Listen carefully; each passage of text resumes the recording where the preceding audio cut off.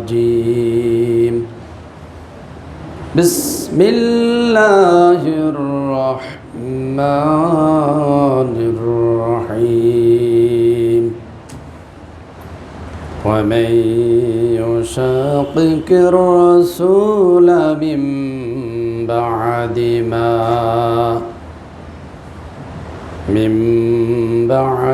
ما تبين له الهدى ويتبع غير سبيل المؤمنين نوله ما تولى ونصله جهنم وساءت مصيرا إن الله لا يغفر أن يشرك به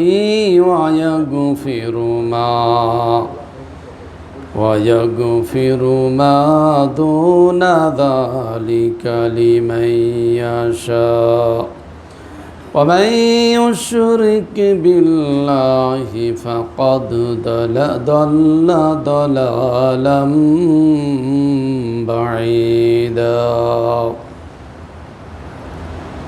صدق الله ورسوله الحمد لله رب العالمين والصلاة والسلام على أشرف الأنبياء والمرسلين وعلى آله وأصحابه أجمعين সম্মানিত মুসল্লিয়ানে কেরাম, সম্মানিত সুধী মণ্ডলী, পরম শ্রদ্ধেয় পিতার বয়সী মুরব্বিয়ানে কেরাম, সকলকেই জানায় অন্তরের অন্তরস্থল থেকে সালাম। আসসালামু আলাইকুম ওয়া রাহমাতুল্লাহি ওয়া বারাকাতুহু। প্রথমেই মহান মানিবের দরবারে শুকরগুজার আদায় করে নিচ্ছি, যারা একান্ত মেহরবানিতে সুস্থ থেকে আমরা তারই ঘরে সলাতুল জুমুআ আদায়ের লক্ষ্যে এসেছি। মহান আল্লাহ সুবহানাহু ওয়া তাআলা আমাদেরকে সুস্থ রেখে তার ঘরে আসার তৌফিক দান করলেন। এজন্য সেই মহান মানিবের দরবারে শ্রদ্ধা অবনত চিত্তে হৃদয়ের সবটুকুন ভালোবাসা উজাড় করে মহব্বতের সাথে কালেমাতুশ শুকর আদায় করছি। সকলেই বলছি আলহামদুলিল্লাহ। লক্ষ কোটি দরুদ সালাম বর্ষিত হোক প্রিয় নবী, প্রিয় নেতা, সর্বকালের সর্বযুগের সর্বশ্রেষ্ঠ মহামানব বিশ্বনবী মুহাম্মদুর রাসূলুল্লাহ সাল্লাল্লাহু আলাইহি ওয়াসাল্লামের প্রতি আমরা সকলেই বলছি সাল্লাল্লাহু আলাইহি ওয়াসাল্লাম ওয়া সালামুন আলা মুহাম্মদ। দোয়া ও মাগফিরাত কামনা করছি সেই সমস্ত মুর্দেগানদের জন্য যারা মুসলিম অবস্থায় ইমানের হালতে বিদায় নিয়ে গেছেন। আল্লাহ পাক তাদের সকলকেই পরকালীন জীবন সুন্দর করে দিন, কবরুল আজাব মাফ করে দিয়ে আল্লাহ পাক জান্নাতুল ফেরদাউসের মেহমান হিসেবে কবুল করে নিন। আমরা সকলেই বলছি আমিন। আর আমরা যারা জীবিত আছি ফি ওয়াক্তিল হাজির, আল্লাহ পাক আমাদের সকলকেই সুস্থ রাখুন, ভালো রাখুন, দিনই সমস্ত কাজে আমাদেরকে প্রতিষ্ঠিত থাকার, অবিচল থাকার তৌফিক দান করুন। আমরা সকলেই বলছি আমিন। সম্মানিত উপস্থিতি, আমরা ধারাবাহিক আলোচনা শুনি। সূরা আন-নিসা থেকে আলোচনা চলছে। গত দিনে আমরা 114 আয়াত পর্যন্ত আলোচনা করেছি। তারপর থেকেই আলোচনা শুরু করব ইনশাআল্লাহ। আমরা ভূমিকাতে কম কথা বলি, সরাসরি কোরআনুল কারীম থেকে আলোচনা শুরু করি। কোরআনুল কারীম থেকে একটি কথা শুনতে পারা, একটা আয়াতের আলোচনা শুনতে পারা, এটা চরম সৌভাগ্যের ব্যাপার। এই জন্য ডান বামের কথা কমিয়ে আমরা যতটা কোরআনুল কারীমের কথা শুনতে পারি ততই আমাদের জন্য কল্যাণ, ততই আমাদের জন্য ফজিলত। তো গতদিনে আমরা আলোচনা শুনেছিলাম তওবা আল্লাহ পাক কাদের তওবা কবুল করবেন, কাদের তওবা কবুল করবেন না, তওবা করার পদ্ধতি, কোন পদ্ধতিতে কোন সিস্টেমে তওবা করতে হয়, সেই বিষয়গুলো নিয়ে আমরা সংক্ষিপ্তভাবে আলোচনা করেছিলাম। সম্মানিত উপস্থিতি, আজকে আল্লাহ পাক আজকে যেখান থেকে আলোচনা হবে আমরা আরেকটি গুরুত্বপূর্ণ বিষয় নিয়ে আলোচনা করব। তার আগেই বিতাড়িত মরদুদ শয়তান থেকে আমরা মহান আল্লাহ সুবহানাহু ওয়া তাআলার দরবারে আমরা পানাহ চাচ্ছি, আশ্রয় কামনা করছি। সকলেই আমরা আল্লাহর শিখানো ভাষা আমরা পড়ে নিচ্ছি। সকলেই বলছে আউযু বিল্লাহি মিনাশ শাইতানির রাজিম, বিসমিল্লাহির রহমানির রহিম। বিতাড়িত মরদুদ শয়তান থেকে আল্লাহ পাকের নিকট আশ্রয় কামনা করছি। পরম করুণাময় দয়ালু আল্লাহ পাকের নামে শুরু করছি। ওয়া মান ইউশাকিকির রাসূলা মিন বা'দি মা তাবায়্যানা লাহুল হুদা। আল্লাহ পাক বলছেন ওয়া মান ইউশাকিকির রাসূলা, যে ব্যক্তি রসুলের সাথে বিরুদ্ধাচারণ করবে, বিরোধিতা করবে, মিন বা'দি মা তাবায়্যানা লাহুল হুদা, সত্য সুস্পষ্ট হওয়ার পরে, সত্যটা প্রকাশিত হওয়ার পরে, স্পষ্ট হওয়ার পরে যারা রসুলের সাথে বিরোধিতা করবে, শত্রুতা করবে, ওয়ায়াত্তাবিউ গায়রা সাবিলিল মুমিনিন, আর যারা মুমিনদের পথ পরিত্যাগ করে অন্যদের পথ যারা অনুসরণ করে, আল্লাহ পাক বলছেন নুয়াল্লিহি মা তাওয়াল্লা, তারা যেদিকে চলতে চায় আমি তাদেরকে চলার সুযোগ দিব। ওয়ানুসলিহি জাহান্নাম, এর পরের আয়াত, পরের শব্দেই আল্লাহ পাক বলছেন, পরের সেন্টেন্সেই যে ওয়ানুসলিহি, তাকে জাহান্নামে প্রবেশ করিয়ে দিব। ওয়াসাআত মাসিরা, আর সেই জায়গাটা কতই না নিকৃষ্ট, কতই না জঘন্যতম, বসবাসের জন্য কতই না নিকৃষ্ট জায়গা। আমরা প্রথমে এই আয়াতের আলোচনা শুনবো, এর পরের আয়াতে যাব ইনশাআল্লাহ। এই আয়াতে আল্লাহ পাক পরিষ্কার করে জানিয়ে দিচ্ছেন যে যারা রসুলের সাথে বিরোধিতা করে, শত্রুতা করে, মুমিনদের পথ যারা ত্যাগ করে, সত্য আসার পরে, সত্য তাদের নিকট সুস্পষ্ট হওয়ার পরে যারা রসুলের সাথে বিরুদ্ধাচারণ করে, আল্লাহ পাক বলেছেন যে তাদেরকে জাহান্নামে তো প্রবেশ করাবই, তবে দুনিয়ার জীবনে কিছুদিন তাদেরকে সুযোগ দিব। তারা যে পথটা বেছে নিতে চাচ্ছে, যেই পথে চলতে চাচ্ছে, ওই পথে আমি কিছুদিন চলার সুযোগ দিব। তো সম্মানিত বন্ধুগণ, এখানে একটা বিষয় আমাদেরকে খেয়াল করতে হবে যে আসলে মুমিন কারা, ঠিক না? মুমিন কারা, আল্লাহ পাক কাদেরকে মুমিনের সংজ্ঞায়িত করেছেন, কাদেরকে মুমিন বলেছেন, আর কারা আল্লাহর পথে আছে, এই বিষয়টা আগে আমরা জেনে নিই। কারা মুমিন? আল্লাহ পাক সূরা মায়েদাতে বলছেন ওমাইয়াতাওয়াল্লাহু ওয়া রাসূলুহু ওয়াল্লাযীনা আমানু ফাইন্না হিজবাল্লাহ। বলছেন নিশ্চয় যারা আল্লাহর সাথে বন্ধুত্ব স্থাপন করে এবং তার রসুলের সাথে যারা বন্ধুত্ব স্থাপন করে, এরা হলো আল্লাহর দলের লোক। এরা কারা? এরা হলো আল্লাহর সৈনিক, আল্লাহর দলের লোক। আর এই সমস্ত লোকেরা বিজয়ী হবে। এই সমস্ত লোকেরা কি হবে? বিজয়ী হবে। তাহলে এখানে বোঝা যাচ্ছে যে আল্লাহর দল আর শয়তানের দল, দুইটা দল আলাদা আছে। কোরআনুল কারিমে বলা হয়েছে হিজবুল্লাহ আর হিজবুশ শয়তান। একটা হলো আল্লাহর দল, আর একটা কি? শয়তানের দল। তাহলে আল্লাহর দলে কারা আছে? আল্লাহ পাক তাদের সংজ্ঞা দিলেন যে যারা আল্লাহর সাথে বন্ধুত্ব স্থাপন করে আর রসুলের সাথে যারা বন্ধুত্ব স্থাপন করে, এরা হলো আল্লাহর দলের লোক। আর এরাই বিজয়ী হবে, এরা পৃথিবীতেও বিজয়ী হবে, পরকালেও কি সফল কাম হবে, বিজয়ী হবে। তাহলে আল্লাহর দলের লোক কারা আমরা বুঝে নিলাম যে আল্লাহর সাথে যারা শত্রুতা করে, আল্লাহর সাথে যাদের বিরোধিতা, রসুলের সাথে যাদের বিরোধিতা, রসুলের আদর্শের সাথে যাদের শত্রুতা, তারা কি আল্লাহর দলের লোক হতে পারে? রসুলের আদর্শ যাদের ভালো লাগে না, আল্লাহর দেওয়া বিধান যাদের পছন্দ হয় না, এরা কি আল্লাহর দলের লোক হতে পারে? আপনারা বলেন। নিঃসন্দেহে হতে পারে না, কখনোই সম্ভব নয়। তাহলে বোঝা যাচ্ছে যে যারা রসুলের আদর্শকে মেনে নিয়েছে, রসুলের আদর্শকে যারা মাথা পেতে মেনে নিয়েছে, জীবনে যারা অনুসরণ করে, আর আল্লাহর সামনে, আল্লাহর বিধানের সামনে যারা সারেন্ডার করেছে, এরাই কি আল্লাহর দলের লোক, এরাই আল্লাহর দলের লোক।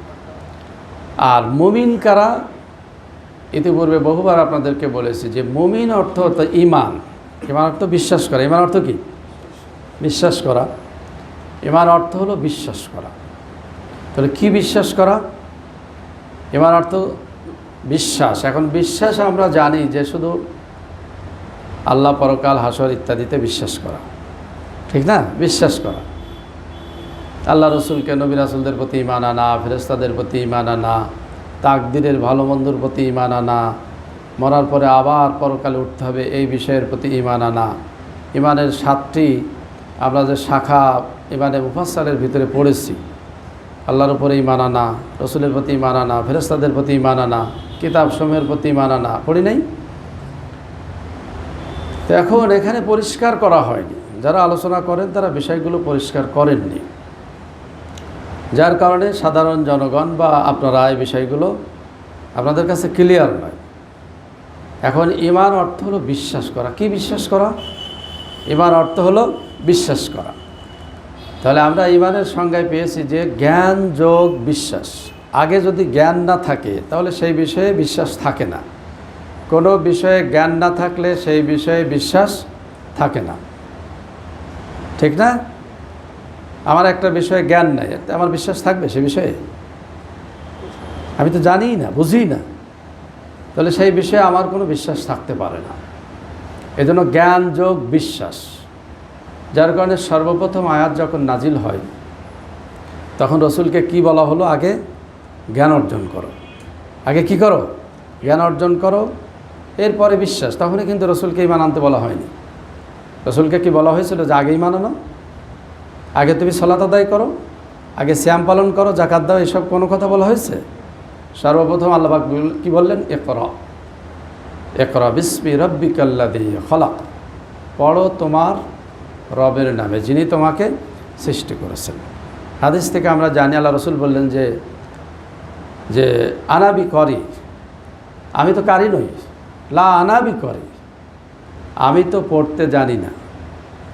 তো রসুলকে যদি বলতে বলা হতো যে তুমি বলো ইকরা বিসমি রাব্বিকাল্লাযী খলাক, তাহলে এই কথা রসুল বলতে পারতেন না? রসুল তো ইম্যাচুইড না ম্যাচুইড? 40 বছর রসুলের বয়স, সেই সময় কি রসুল ইম্যাচুইড না ম্যাচুইড? তাহলে রসুলকে যদি বলা হয় যে তুমি বলো ইকরা বিসমি রাব্বিকাল্লাযী খলাক, এটা রসুল বলতে পারবেন না? আপনাকে যদি আমি বলি যে বলেন আলহামদুলিল্লাহি রাব্বিল আলামিন, আপনি বলতে পারবেন না? তাহলে রসুলকে জিবরিল আমিন বলছেন যে ইকরা বিসমি রাব্বিকাল্লাযী খলাক, পড়ো তোমার রবের নামে, যিনি তোমাকে সৃষ্টি করেছেন। রসুল বলেন আমি তো পড়তে জানি না, আমি তো লেখাপড়া শিখি নাই, ঠিক না? পরপর হাদিসে যেটা পাওয়া যায় যে জিবরিল আমিন কোলের ভিতরে আদর করে জড়িয়ে ধরলেন, আদর করে জড়িয়ে ধরে বললেন যে তুমি হতাশ হও না, হ্যাঁ তুমি পেরেশানি হও না, মন মানে তোমার যাতে মন ভেঙে না যায়, হ্যাঁ বিচলিত হও না, তুমি চেষ্টা করো পারবে, তুমি চেষ্টা করো পারবে। রসুলকে আদর করে জড়িয়ে ধরলেন। এখন আমরা বলি যে রসুলকে চেপে ধরে রসুল বললেন আমার হাড্ডি টাড্ডি ভেঙে যাওয়ার মতো অবস্থা হলো, এরপরে আমার ভিতরে জ্ঞান ঢুকিয়ে দেওয়া হলো, ঠিক না? রসুল তখন পড়া শুরু করলেন। এগুলো অনেক কথা আছে। তা আসল যেটা কথা, মোদ্দা কথা, যে জিবরিল আমিনকে দেখে আল্লাহ রসুল ভয় পেয়েছিলেন, যেহেতু জীবনে কখনও দেখেন নাই, প্রথম জিবরিল আমিনের সাথে সাক্ষাৎ, রসুলের গায়ে জ্বর এসে গেছে, কম্পন সৃষ্টি হয়েছে, যার কারণে আল্লাহ রসুল খাদিজাকে বলেছিলেন জাম্মিলুনি, আমাকে চাদর দিয়ে ঢেকে দাও। রসুল থরথর করে কাঁপছেন। সেই সময় জিবরিল আমিন আদর করে কোলের ভিতরে নিয়ে রসুলকে সেই সোহাগ করলেন, আদর করলেন, আর বললেন তুমি বিচলিত হও না, তুমি মন খারাপ করো না, হতাশ হও না, অবশ্যই তুমি পড়তে পারবে। এরপরে রসুল বললেন কি পড়ব? সেই পড়াগুলো কি ছিল? সেই পড়াগুলো ছিল ইকরা বিসমি রাব্বিকাল্লাযী খলাক, খলাকাল ইনসানা মিন আলাক, ইকরা ওয়া রাব্বুকাল আকরামুল্লাযী আল্লামা বিল কলাম, আল্লামাল ইনসানা মা লাম ইয়ালাম। এই যে 5টি আয়াত পড়ো তোমার প্রভুর নামে, যিনি তোমাকে সৃষ্টি করেছেন, যিনি তোমাকে আলাক থেকে সৃষ্টি করেছেন। তুমি পড়ো সেই সম্মানিত রবের নামে, যিনি অতীব সম্মানিত, অতীব মর্যাদা সম্পন্ন। তিনি তোমাকে সেই বিষয়ে শিক্ষা দিয়েছেন যা তুমি আগে জানতে না। কি সেটা? সেটা কি? সেই বিষয়ে শিক্ষা দিয়েছেন যা তুমি আগে জানতে না। সেটা কি? কোরআনুল কারীম। তাহলে এই 5টি আয়াতের ভিতরে আপনারা লক্ষ্য করেন তো কি বলা হয়েছে? শুধু জ্ঞান অর্জন আর জ্ঞান অর্জনের মাধ্যম, জ্ঞান অর্জন আর জ্ঞান অর্জনের মাধ্যমের কথা বলা হয়েছে। কলম, জ্ঞান অর্জনের মাধ্যম কি? কলম। আর জ্ঞান অর্জনের মাধ্যম হলো চিকিৎসা বিজ্ঞান। এই 2টা কথা সর্বপ্রথম বলা হয়েছে। আর বলা হলো এমন বিষয়ে তোমাকে শিক্ষা দিয়েছেন যা তুমি আগে জানতে না। তাহলে বোঝা যাচ্ছে যে রসুলকে সর্বপ্রথম তাগিদ দেওয়া হলো জ্ঞান অর্জনের জন্য। কিসের জন্য? জ্ঞান অর্জনের জন্য আগে তাগিদ দেওয়া হয়েছে। এই জন্য আমল আগে না, আমল কি পরে, আগে জ্ঞান অর্জন। তাহলে জ্ঞান অর্জন কিসের জ্ঞান অর্জন? কোরআনুল কারীমের জ্ঞান অর্জন এবং বিশ্বাস। এই জন্য জ্ঞান যোগ বিশ্বাস, এই 2টার সমন্বয় ঈমান। এই 2টার সমন্বয় কি? আগে জ্ঞান অর্জন করতে হবে, এরপরে বিশ্বাস করতে হবে। তাহলে পুরা কোরআনুল কারীমের জ্ঞান অর্জন করতে হবে এবং বিশ্বাস করতে হবে, তাহলে আল্লাহর প্রতি ঈমান আনা হবে। এরপরে আমলুস সালেহ, এটা পরে। যারা আরবি জানে আপনারা জিজ্ঞাসা করেন। এখানে বলা হয়েছে ইন্নাল্লাযীনা আমানু ওয়া আমিলুস সালিহাত। আমানু একটা অংশ, ওয়া আমিলুস সালিহাত আর একটা অংশ। দেখে আরবিতে বলা হয় মাতুফ আলাই মাতুফ। যারা আরবি জানে তারা বুঝবে। প্রথম অংশটাকে বলা হয় মাতুফ আলাই, আর পরের অংশটাকে বলা হয় মাতুফ। এটা সংযুক্ত করা হয়েছে, 2টা বাক্যকে সংযুক্ত করা হয়েছে ওয়াও দিয়ে। এটাকে হরফে আতফ বলা হয়। তো সম্মানিত বন্ধুগণ, তাহলে ঈমান অংশটা আগে, ঈমানের সাথে আমল আসবে না। ঈমানের দাবি অনুযায়ী আমল, ঈমানের দাবি অনুযায়ী কি করবে? আমল করবে। তাহলে জান্নাত পেতে হলে আগে জ্ঞান অর্জন করতে হবে এবং এই জ্ঞান যোগ বিশ্বাস, বিশ্বাস করতে হবে। এরপরে ঈমানের দাবি অনুযায়ী কি হবে? আমল হবে। তাহলে আল্লাহ পাক এখানে জানিয়ে দিচ্ছেন যে যারা মুমিন, যারা ঈমানদার, এই ঈমানদারদের পথ যারা ত্যাগ করে। তাহলে ঈমানদার কারা আমরা বুঝে নিলাম। ঈমানদার হলো যারা কোরআনুল কারীম জ্ঞান অর্জন করেছে, কোরআনুল কারীম জেনেছে, বুঝেছে এবং বিশ্বাস করেছে। তাদেরকে কি বলা হয়? তাদেরকে ঈমানদার বলা হয়। আর সালেহীন কারা? যারা ঈমানের দাবি অনুযায়ী ভালো কাজ করে, তারা হলো সালেহীন। একজন ঈমানদার ব্যক্তি সে আল্লাহর প্রতি সে ভালো কাজ নাও করতে পারে, অর্থাৎ কোরআনুল কারীমের জ্ঞান অর্জন করেছে, বিশ্বাস করেছে, হ্যাঁ তার ঈমান হয়েছে, আমি আল্লাহ বিশ্বাস করি, পরকালে বিশ্বাস করি, কোরআনুল কারীমের সব আয়াতের প্রতি বিশ্বাস করি, মাগার আমল নেই, আমল নাই, তাকে আমরা কি বলতে পারবো না? তাকে মুত্তাকি বলতে পারবো না, তাকে মুহসিন বলতে পারবো না, তাকে মুসলিহীন বা মুসলিহুন বলতে পারবো না, তাকে সালেহীন আমরা বলতে পারবো না। তাহলে বোঝা যাচ্ছে যে ঈমানদার হওয়া আগে শর্ত, ঈমানদার হওয়া শর্ত। আল্লাহ পাক বললেন এই ঈমানদারদের রাস্তা যারা ত্যাগ করে, ঈমানদারদের রাস্তা ত্যাগ করে রসুলের সাথে যারা শত্রুতা পোষণ করে, 2টা, রসুলের সাথে যারা শত্রুতা পোষণ করে এবং ঈমানদারদের রাস্তা যারা ত্যাগ করে। এখন আমরা তো বুঝি না কারা ঈমানদার, কারা বেঈমান, কারা কাফের, কিন্তু আল্লাহ পাক তার সঙ্গে কোরআনুল কারীমে দিয়েছেন কিনা? এখন জিজ্ঞাসা করে বলে আল্লাহই জানে আমার ঈমান আছে না নাই। তা আল্লাহ জানবেন কেন? আল্লাহ তো বলেই দিয়েছেন। আল্লাহ বলেন নাই? কোরআনুল কারীম কি অস্পষ্ট না সুস্পষ্ট? বলেন তো ভাইরা। কোরআনুল কারীম কি এটাকে উজ্জ্ব আয়াত? আল্লাহ সব উজ্জ্ব কথা বলে রেখেছেন, অস্পষ্ট কথা বলে রেখেছেন? এটা হলো সুস্পষ্ট, বাইয়িন। আল্লাহ পাক বলেছেন এটা বাইয়িন, এটা হলো সুস্পষ্ট। এখানে কোনো লা ইওয়াজা, এখানে কোনো বক্রতা নাই। ওটা তো সন্দেহ নাই, কিন্তু এখানে কোনো বক্রতাও নাই, সন্দেহের অবকাশ নাই। আল্লাহ পাক বলেছেন কাযালিকাল্লাহু ইউবাইয়িনুল্লাহু আয়াতি, এইভাবেই আল্লাহ পাক তার আয়াতকে সুস্পষ্টভাবে ব্যাখ্যা করেছে। অসংখ্য আয়াত রয়েছে, সুস্পষ্টভাবে আল্লাহ পাক ব্যাখ্যা করেছে। তাহলে কে ইমানদার, কে কাফের, কে জান্নাতি, কে জাহান্নামী এখানে বলা নাই? বলেন, বলা নাই? তাহলে কে জান্নাতি, কে জাহান্নামী এখানে সব বলা আছে। একটা মানুষের আমল দেখে, তার বিশ্বাস দেখে, তার চালচলন দেখে বলা যাবে যে সে আসলে জান্নাতি মানুষ না জাহান্নামী মানুষ। তার আমল কবুল হচ্ছে কি হচ্ছে না, আপনার আমল কবুল হচ্ছে কি হচ্ছে না, এর সমাধান এখানে আছে না নাই? কিন্তু আমরা তো জানি না, বিষয়গুলো জানি না যে আমার কবুল হচ্ছে কিনা আল্লাহই ভালো জানেন, ঠিক না? আমরা এটাই বলি যে আল্লাহই ভালো জানেন আমার আমলটা কবুল হচ্ছে কিনা। আমল কবুলের শর্ত কয়টি? 8টি শর্ত আমরা কোরআনুল কারীম গবেষণা করে পেয়েছি। আরও থাকতে পারে, আমাদের গবেষণায় 8টি বেরিয়ে এসছে। আরও একাধিক শর্ত থাকতে পারে, এই জন্য তো আল্লাহ কোরআন নিয়ে গবেষণা করতে বলেছেন। গবেষণা করতে করতে হয়তো আরও কিছু শর্ত বের হতে পারে। তা আমল কবুলের শর্ত 8টি। এই 8টি শর্তের ভিত্তিতে কেউ যদি আমল করে তার আমল কবুল হবে না? হবে না কবুল? এখানে তো অস্পষ্টতা নাই, সন্দেহের অবকাশ নাই, আল্লাহ বলেই দিয়েছেন কার তওবা কবুল হবে, কার তওবা কবুল হবে না, কার আমল কবুল হবে, কার আমল কবুল হবে না, কার ইমানটা আল্লাহর দরবারে গ্রান্টেড হবে, কার ইমানটা আল্লাহর দরবারে গ্রান্টেড নয়। এটা কি আল্লাহ বলেন নাই? দেখে বলেন নাই? কোনো ধূম্রজাল নাই, কোরআনুল কারিমে কোনো ধূম্রজাল নাই। যে কথাগুলো আমাদের আকলের বাইরে, আল্লাহ পাক সেই কথাগুলো নিয়ে গবেষণা করতে নিষেধ করেছেন। যে আয়াতগুলো মুতাশাবিহাত, অস্পষ্ট আয়াত, সে আয়াতগুলো নিয়ে গবেষণা করা নিষেধ। আল্লাহ পাক বলেছেন যাদের অন্তরে বক্রতা আছে তারাই শুধু আয়াতগুলোর পিছনে তারা ছুটে বেড়ায়। সে আয়াতগুলো নিয়ে গবেষণা করতে আল্লাহ নিষেধ করেছেন। যেমন কবর আযাব কি দেখা যাবে? তাহলে কবর আযাব নিয়ে বেশি ঘাটাঘাটি করতে নিষেধ করা হয়েছে। যা বলা আছে কোরআন সুন্নাতে সেটা বিশ্বাস করতে হবে। এটা বিশ্বাসযোগ্য বিষয়, বিশ্বাসের বিষয়। ফেরেশতা আমরা দেখতে পারবো না, ঠিক না? ফেরেশতা দেখা যাবে না, জাহান্নাম দেখা যাবে না, জান্নাত দেখা যাবে না, আল্লাহকে দুনিয়ার জীবনে দেখা যাবে না। গত সপ্তাহে বলেছিলাম যে রিমোটের একটা বাল্ব আছে, সেই বাল্বে বাতি জ্বলে, সেটা কি দেখা যায়? খালি চোখে দেখা যায় না। আপনি যখন ক্যামেরা দিয়ে দেখবেন তখন সেটা দেখা যায়, হ্যাঁ ঠিকই বাল্ব জ্বলছে, ঠিক না? তাহলে এমন কিছু বিষয় আছে সেগুলো আমাদের আকলের বাইরের বিষয়, সেগুলো আমাদের কমন সেন্সের বাইরের বিষয়, সেগুলো আমরা বুঝবো না।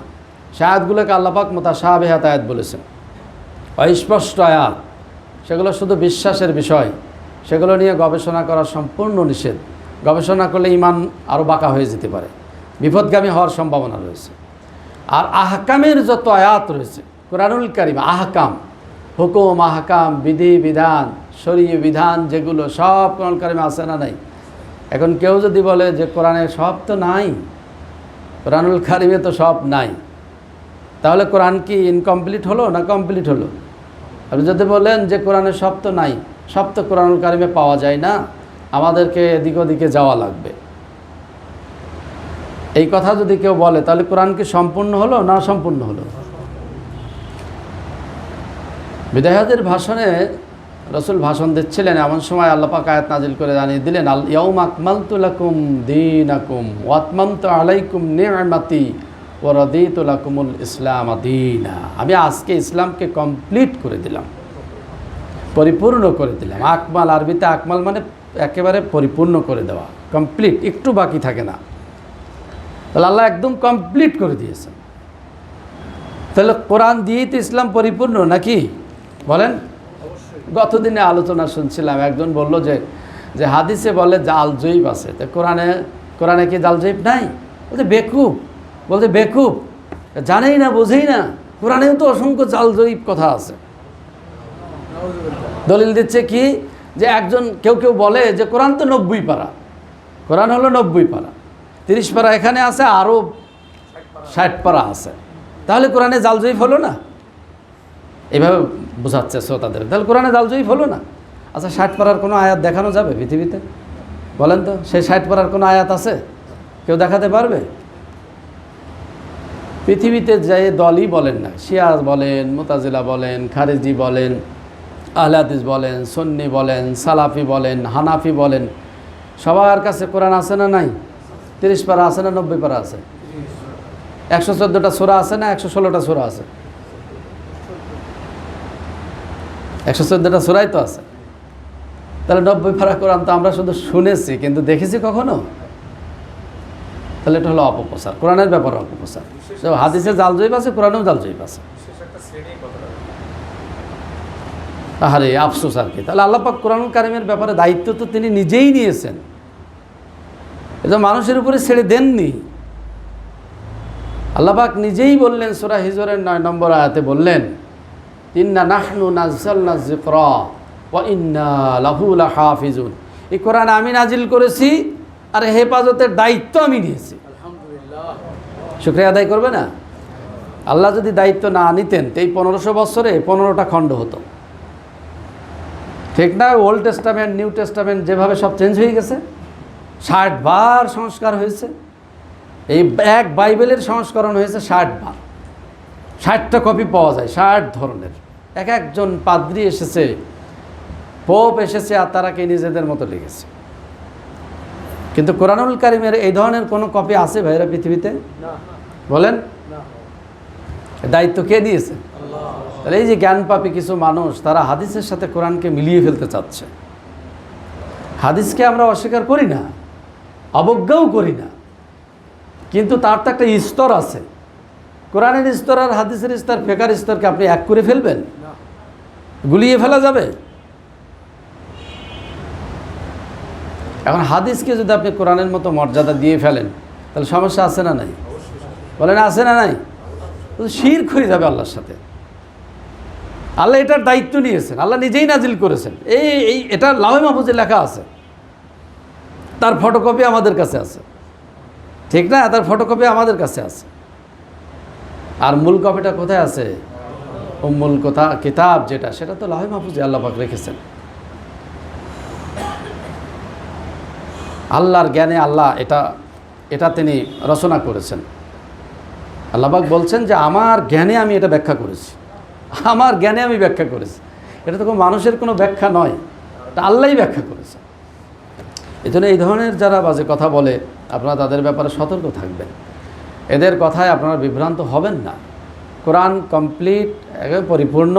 এই কোরআন হলো আল্লাহ পাক কি একদম পরিপূর্ণ, সুস্পষ্ট এবং বিস্তারিত ব্যাখ্যা সহকারে আল্লাহ নাজিল করেছেন। তাহলে আল্লাহ পাক এখানে জানিয়ে দিচ্ছেন যে জ্ঞান যোগ বিশ্বাস, আগে জ্ঞান তারপরে কি বিশ্বাস। আগে জ্ঞান অর্জন করতে হবে। আমি জানি না কোরআন কারীম সম্পর্কে, আমার কোনো ধারণা নাই, তো আমার বিশ্বাস কি? তো এই জন্য জ্ঞান যোগ বিশ্বাস, আগে আমরা বিশ্বাস করবো। তাহলে এখানে বললো যে মুমিনদের পথ যারা পরিত্যাগ করবে, ইমানদারদের পথ যারা পরিত্যাগ করবে, রসুলের সাথে যারা বিরুদ্ধাচারণ করবে, আল্লাহ পাক বললেন যে আমি সময় দিব, কিছু সময় দুনিয়ার জীবনে তাদেরকে কিছু অবকাশ দিব, কিছু ছাড় দিব, অবকাশ দিব। যেহেতু আমি আল্লাহ, আমি তাদেরকে পরীক্ষা নিতে চেয়েছি, আখেরাতে পরীক্ষা নেব। এখন পরীক্ষা নিতে হলে পরীক্ষার আগে প্রশ্ন সাপ্লাই দিতে হয়, ঠিক না? এর প্রশ্ন সাপ্লাই দিতে হয়। আল্লাহ পাকও প্রশ্ন সাপ্লাই দিয়েছেন। এবার চূড়ান্ত পরীক্ষা হবে পরকালে, নাকি? চূড়ান্ত পরীক্ষা হবে সেখানে। পরীক্ষা কেন্দ্রে ছাত্রকে মারধর করা, অ্যাটাক করা, এটা হলো দূষণীয়, ঠিক নয়। হ্যাঁ, পরীক্ষার হলের বহির্ভূত কাজ যদি করে, বহিষ্কার। পরীক্ষার হল থেকে কি হয়? এক্সপেল করে, বহিষ্কার করা হয়। তাদের দুনিয়াতে কেউ যদি সীমা লঙ্ঘনের মাত্রা ছাড়িয়ে যায়, এই পরীক্ষা কেন্দ্রের আইন যদি লঙ্ঘন করে, আল্লাহ পাক তাকে কি করে দেন? শেষ করে দেন, তাকে এখান থেকে বিদায় করে দেন। কিন্তু সরাসরি শাস্তি দেওয়া, এটা আল্লাহর আইনের খেলাফ। সরাসরি যদি তিনি শাস্তি দিতেন, তাহলে তো আর পরীক্ষা হতো না। পরীক্ষা হতো না। তো প্রিয় বন্ধুগণ, আল্লাহ পাক বললেন যে আমি ছাড় দিব, কিছুদিন তাদেরকে ছাড় দেবো। এই জন্য তো বাদরেরা আসলে বাদরামি আরও বেশি করছে, নাকি? আরও বাদরামি বেশি করছে। যে সমস্যা তো নাই, অন্যায় করে অবাধে চলা যাচ্ছে, ঠিক না? অবাধে চলা যাচ্ছে, যার কারণে বাদরেরা বাদরামি আরও বেশি করছে। এখন এর জন্য কিন্তু আল্লাহ দায়ী নন, আমরা দায়ী। এজন্য দায়ী কারা? এই যে সমাজে অন্যায়, অত্যাচার, অবিচার, জুলুম বেড়ে যাচ্ছে, এজন্য দায়ী আমরা। এজন্য দায়ী কারা? আমরা দায়ী। কারণ আল্লাহ আমাদের উপর দায়িত্ব দিয়েছেন, সেই দায়িত্ব আমরা পালন করি নাই। যথাযথভাবে যদি সেই দায়িত্ব পালন করতাম, তাহলে পৃথিবীতে অশান্তি থাকতো না। দুর্নীতি থাকতো না, জুলুমতন্ত্র থাকতো না, এই পৃথিবীতে ধর্ষণ থাকতো না। ঠিক কিনা বলুন? এই পৃথিবীতে অন্যায়ভাবে কোনো মানুষ মারা যেত না। আমরা সেই দায়িত্ব পালন করিনি, যার কারণে পরিবেশ নষ্ট হয়েছে, পরিবেশ খারাপ হয়েছে। এই জন্য দায়ী কি আমরা না আল্লাহ পাক দায়ী? বলেন, আমরা দায়ী না আল্লাহ পাক দায়ী? তাহলে আমরা দায়ী। এই জন্য আল্লাহ ধরবেন, পাকড়াও করবেন। আপনারা জানেন যে পৃথিবীর সকল নবী রাসূলদের মিশন ছিল এই পৃথিবীর পরিবেশ ভালো করার জন্য প্রাণান্তকর প্রচেষ্টা চালিয়েছেন।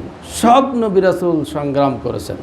সব নবী রাসূল পৃথিবীর রাজা বাদশাহ এবং প্রতাপশালী যারা ছিল তাদের সাথে তাদের সংগ্রাম হয়েছে, লড়াই হয়েছে। অর্থাৎ যারা পৃথিবীর সন্ত্রাসী, এই সন্ত্রাসীদের সাথে নবী রাসূলদের দ্বন্দ্ব হয়েছে কিনা বলেন? তো নবী রাসূলদের কি দ্বন্দ্ব করা কাজ? তাদের মতো ভালো মানুষ, তাদের মতো মুখলেস মানুষ, আল্লাহর মনোনীত প্রার্থী তারা তো আল্লাহর মনোনীত, নির্বাচিত নয়। নবী রাসূলগণ আল্লাহর মনোনীত, আল্লাহ তাদেরকে সিলেক্ট করেছেন, আল্লাহ সিলেকশন দিয়েছেন। সেই নবী রাসূলগণ পৃথিবীতে সন্ত্রাসীদের বিরুদ্ধে লড়াই করেছেন। কারণ কি? যাতে পৃথিবীতে কোনো অন্যায় না থাকে, কোনো জুলুমতন্ত্র যাতে না থাকে। ঠিক কিনা বলুন? তাহলে রসুল, আপনারা ইতিহাস, রসুলকে এত ভালোবাসেন, এত মহব্বত করেন, আপনারা একটু সিরাত পড়ে দেখেন না কোরআনই পড়ে দেখেন? রসুলের জীবনীটা একটু আপনারা তালাশ করে দেখেন, রসুল কী করেছেন, রসুল কী করেছেন, রসুলের জীবনী আপনারা একটু তালাশ করুন। মক্কা জীবনে রসুল কী করলেন, মদিনার জীবনে রসুল কী করলেন? রসুল একটা দিনের জন্য আরামে মদিনাতে ঘুমিয়েছেন? আপনাকে বলতে পারবেন যে রসুল একটা দিনের জন্য যুদ্ধমুক্ত ছিলেন? রসুল একটা দিনের জন্য তিনি শান্তিতে বিশ্রামে তিনি ঘুমিয়েছেন? এই পরিবেশ মদিনাতে ছিল? পৃথিবীর তন্ত্রের অবসান ঘটানোর জন্য রসুলকে 105টি সংগ্রাম, যুদ্ধ, সশস্ত্র মোকাবেলা করতে হয়েছে, সংগ্রাম করতে হয়েছে শুধুমাত্র জুলুমতন্ত্রের অবসান ঘটানোর জন্য। পৃথিবীতে যাতে জুলুম না হয়, কেউ কারো প্রতি যাতে জুলুম করতে না পারে, কোনো মাকলুমের প্রতি যাতে জুলুম না হয়, এই জুলুমতন্ত্রের অবসান ঘটানোর জন্যই আল্লাহ রসুল যুদ্ধ করলেন, এতগুলো যুদ্ধ করলেন। রসুলের দাঁত মোবারক শহীদ হয়ে গেল। ওদের যুদ্ধে দাঁত শহীদ হয়নি, রসুলের দাঁত পড়ে গেছে, মাথার ভিতরে বড় কড়া ঢুকে গেছে, নাকের নিচে, এই হাড্ডির নিচে কড়া ঢুকে গেছে, রসুল অজ্ঞান হয়ে পড়ে গেছেন। ঘোষণা হয়েছে ইন্না মুহাম্মাদান কদ কুতিলা, মুহাম্মদ নিহত হয়েছে। এই ঘোষণা হয়নি ওদের যুদ্ধে? সাহাবীরা তরবারি হাত থেকে ফেলে দিলেন। কার জন্য যুদ্ধ করব, কিসের জন্য যুদ্ধ করব? রসুলই যদি জীবিত না থাকেন। এমন সময় একজন বললেন যে না, রসুল ইন্তেকাল করেননি। সাহাবীরা আবার অস্ত্র হাতে তুলে নিলেন। কেন? এই অস্ত্র তুলে নেওয়ার কি সন্ত্রাসী কর্মকাণ্ড করা, না সন্ত্রাসী নির্মূল করা? আজকে সারা পৃথিবীতে জুলুমতন্ত্র আছে না নাই? আমাদের সমাজে জুলুম আছে না নাই? অন্যায়, অত্যাচার, অবিচার আছে না নাই? আজকে ভুকানাঙ্গা যারা মানুষ, তাদের অধিকার থেকে তারা বঞ্চিত। আজকে বয়স্করা তাদের অধিকার থেকে বঞ্চিত। গতকাল 2 জন মহিলা এসছে, একবার 60 ঊর্ধ্ব বয়স ভিক্ষার জন্য। তাই বললাম যে আপনারা বয়স্ক ভাতা পান না? সরকার তো আপনাদের বয়স্ক ভাতা দেন। তো বলছে যে আমাদের বয়স কমানো আছে, কমাই দিয়েছে এই সিটি কর্পোরেশন থেকে, যার কারণে আমরা ভাতা পাই না। তাহলে এই ধরনের বয়স্ক যারা আছে, অন্যায়, অত্যাচার, অবিচার তাদের ঘরে আছে না নাই? তারাও ঠিক রকম ভাতা পাচ্ছে না। এটা 2 জনের কথা বললাম। এই ধরনের অসংখ্য বয়স্ক মানুষ আছে যারা পাওয়ার অধিকার রাখে, তারা কি হচ্ছে? বঞ্চিত হচ্ছে। এইভাবে বিধবা ভাতা, বয়স্ক ভাতা আমাদের দেশে চালু আছে না নাই? আছে তো। কিন্তু দেখা যাচ্ছে যারা যারা প্রাপ্য তারা পাচ্ছে না, যারা হকদার তারা পাচ্ছে না। আর একজনের স্বামী আছে, সবই আছে, সে দেখা যাচ্ছে বয়স্ক ভাতা তুলে খাচ্ছে। এই ধরনের অবস্থা আছে না নাই? জাস্ট আমি একটা দৃষ্টান্ত দিলাম। এই ধরনের প্রত্যেকটা সেক্টরে যে জুলুমতন্ত্র, এই জুলুমতন্ত্রের অবসান ঘটানোর জন্যই আমাদেরকে কাজ করতে হবে। আমরা খলিফা কেন? এই খলিফার লক্ষ্য উদ্দেশ্য কী? খলিফার লক্ষ্য উদ্দেশ্য ন্যায়ের বাস্তবায়ন, অন্যায় নির্মূল। পৃথিবীতে ন্যায়ের বাস্তবায়ন করবে, অন্যায় নির্মূল করবে। আপনি যে খয়রা উম্মাত, আপনি যে শ্রেষ্ঠ উম্মাত, আল্লাহ আপনাকে শ্রেষ্ঠ উম্মা বলেছেন, উত্তম জাতি বলেছেন, শ্রেষ্ঠ জাতি বলেছেন। কেন? কুনতুম খয়রা উম্মাতিন উখরিজাত লিন-নাস তা'মুরুনা বিল মা'রুফ ওয়া তানহাউনা আনিল মুনকার। আল্লাহ পাক বলেন তোমরাই শ্রেষ্ঠ জাতি, তোমরাই শ্রেষ্ঠ জাতি, তোমাদেরকে নির্বাচিত করা হয়েছে, বের করা হয়েছে। কারণটা কি? পৃথিবীতে তোমরা ন্যায়ের বাস্তবায়ন, মারুফ। মারুফের আগে একদিন ব্যাখ্যা দিয়েছিলাম যে মারুফ মানে কি? যেটা পরিচিত, যেটা জানা, জন্মগতভাবে মানুষ যেটা জানে সেটাকে মারুফ বলে। জন্মগতভাবে যেটা মানুষ জানে সেটাকে কি বলে? মারুফ। আরাফা চিনা, পরিচয়। মারেফাত যেটা আমরা মারেফাত বলি না, মারেফাত মানে জানা, চিনা, বুঝা। তো মারুফ মানে যেই কাজগুলো মানুষ জন্মগতভাবে জানে। তাহলে ন্যায় অন্যায়ের বিভাগের এই যে কাজ, এগুলো মানুষ জন্মগতভাবেই জানে। আল্লাহ যে আকল দিয়েছেন, জন্মগতভাবে জ্ঞান দিয়েছেন। সত্য কথা বলা ভালো কাজ, মিথ্যা কথা বলা অন্যায় কাজ, চুরি করা খারাপ কাজ, বড়দের সম্মান করা ভালো কাজ, ডাকাতি করা খারাপ কাজ, ব্যভিচার করা খারাপ কাজ, এরপরে স্মাগলিং অর্থাৎ ওই যে ব্যবসা করা, এগুলো কি অন্যায় কাজ? এগুলো আমাদের একজন এখানে আছে, এখানে একজন কি আছে, গাইডার আছে, সে গাইড দিচ্ছে এবং সে বলে দিচ্ছে এটা খারাপ, এটা ভালো, এটা মন্দ। তাহলে এই যে জন্মগতভাবে যেই জিনিসগুলো মানুষ জানে সেইগুলোকে বলা হয় মারুফ কাজ। সেগুলো কি? মারুফ কাজ। তাহলে এগুলো হলো ন্যায় কাজ। কোনটা ন্যায়, কোনটা অন্যায়, এই ভালো মন্দ পৃথিবীতে বাস্তবায়ন করার জন্যই আমরা আদিষ্ট। আমরা আদিষ্ট, আর এই কাজের জন্যই আল্লাহ পাক বলেছেন তোমরা খয়রা উম্মাহ, তোমরা কি? শ্রেষ্ঠ উম্মত। তাহলে পৃথিবীতে এই ন্যায়ের বাস্তবায়ন, অন্যায় নির্মূলের জন্য আমাদের কাজ করা লাগবে। লাগবে কিনা বলুন? লাগবে না? জি জি জি জি, যদি পাশে জায়গা থাকে আপনারা একটু বসার সুযোগ করে দেন, অন্য ভাইদেরকে, পিছনে যারা আসছে তাদেরকে বসার সুযোগ করে দিবেন। তো সম্মানিত বন্ধুগণ, আমি যদি ঘরে বসে থাকি আমার দায়িত্ব পালন হবে না, হবে না। আমরা অধিকাংশ মানুষ আজকে এই কাজগুলো করছি না, অথচ আমরা শুধু 5 ওয়াক্ত সালাত, তাসবিহ, তাহলিল, জিকির, আজগার এর ভিতরে নিমগ্ন আছি এবং মনে করছি যে আমরা অবশ্যই জান্নাতে যাব এবং আমরা পাশ করবো ইনশাল্লাহ। আল্লাহ পাক বললেন না, পাশ করবে কারা? পাশ করবে কারা? আল্লাহ পাক তাদের কথা বললেন যে যারা আল্লাহর সাথে বন্ধুত্ব করে, আল্লাহর সাথে যারা সম্পর্ক করে, ও রাসূলহু, এবং রসুলকে যারা ভালোবাসে, রসুলের সাথে যারা সম্পর্ক করে, আল্লাযিনা আমানু, আর যারা ঈমান আনে, আল্লাযিনা আমানু, যারা ঈমান আনে। তাহলে জ্ঞানযোগ বিশ্বাস, কোরআনুল কারীমের জ্ঞান অর্জন যারা করে এবং বিশ্বাস করে, আল্লাহ পাক তাদেরকে বলেন ফাইন্নাল্লাহা হিজবাল্লাহ, নিশ্চয় তারা আল্লাহর দল। তারা কি? আল্লাহর দল। তারাই প্রকৃত মুমিন, তারাই উলাইকা হুমুল গালিবুন, হুমুল গালিবুন। আল্লাহ পাক বললেন তারাই হলো বিজয়ী, তারাই হলো সফলকাম। তাহলে এখানে শর্ত আছে না নাই? 1 নম্বর হলো আল্লাহর সাথে বন্ধুত্ব তৈরি করা, রসুলের সাথে বন্ধুত্ব তৈরি করা, আর মুমিন হওয়া। আর কি হওয়া? তাহলে তারা বিজয়ী হবে, তারা সফলকাম হবে।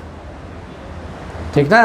এই জন্য আমরা তো কোরআন না জানার কারণে এসব কথাগুলো জানিও না, এসব কথাগুলো জানিও না, যেহেতু কোরআন পড়ি না। তো আলহামদুলিল্লাহ, মাশাআল্লাহ, আপনারা কোরআন শোনেন, কোরআন পড়েন। আমি দীর্ঘ 5 বছর হতে চললো কোরআন থেকেই আলোচনা করি। আপনারা শোনেন, পড়েন, আপনারা বোঝেন অনেক। আমি অন্যান্য মুসল্লিদের কথা বলছি, অধিকাংশ মসজিদে কোরআন থেকে আলোচনা হয় না, অধিকাংশ বক্তৃতা অর্থাৎ মাহফিলে কোরআন থেকে আলোচনা হয় না। আজে বাজে কথা হয়, কিস্সা কাহিনী হয়, ফাতেমার জীবনী হয়। এরপরে কি হয়? ওই যে ওই অলির নাম কি, ওয়াজ কোরআনের আলোচনা হয়, ওয়াজ কোরআনে খাজা মঈনুদ্দিন চিশতির আলোচনা হয়, বড় পীর আব্দুল কাদের জিলানী, পীরানে পীর, গাউসে আজম, গাউসে কুতুব ইত্যাদি, তার আলোচনা হয়, কিন্তু কোরআন থেকে আলোচনা হয় না।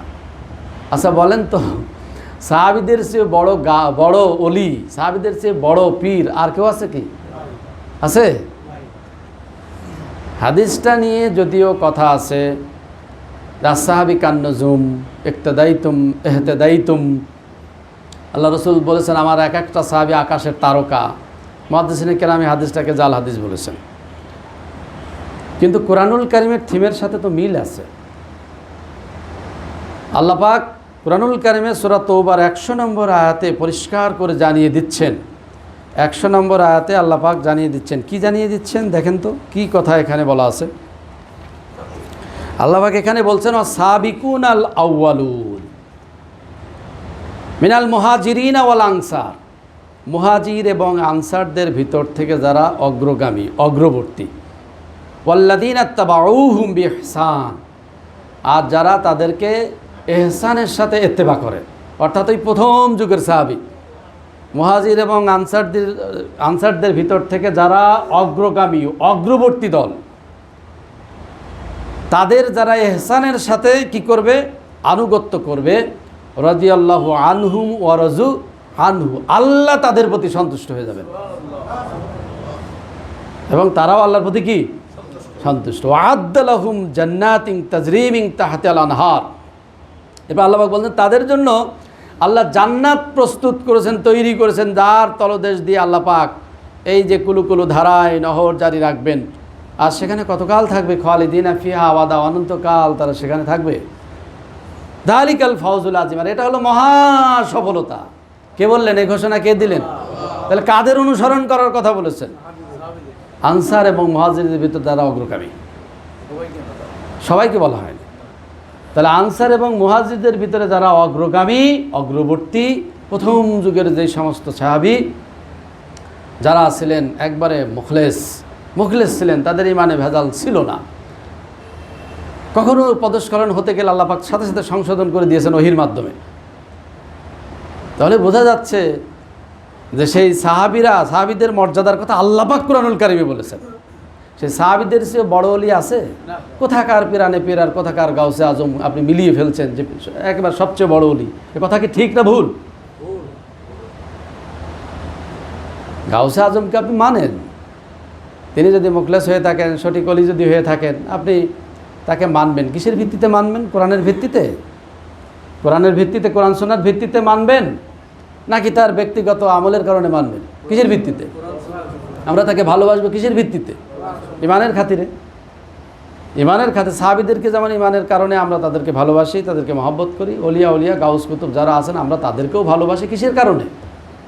ইমানের কারণে ভালোবাসি, ঠিক না? তাহলে যার যা স্থান, যার যা মর্যাদা, তাকে তো সেই জায়গায় রাখতে হবে। সমস্যা আছে যে আমরা যে কথাগুলো বলছি যে অধিকাংশ মসজিদে কোরআন থেকে আলোচনা হয় না, অধিকাংশ তাফসির মাহফিলে কোরআন থেকে আলোচনা হয় না। এই জন্য মানুষ সঠিক কথাগুলো জানে না। সাধারণ মানুষ সঠিক কথাগুলো বলার সাথে সাথে তারা গ্রহণ করে। আমরা দেখেছি যাদের কমন সেন্স জাগ্রত, যারা শিক্ষিত বিবেকবান, কোরআনুল কারীমের কথাগুলো শোনার সাথে সাথে হ্যাঁ তারা বলে দ্যাটস রাইট, এটাই সঠিক।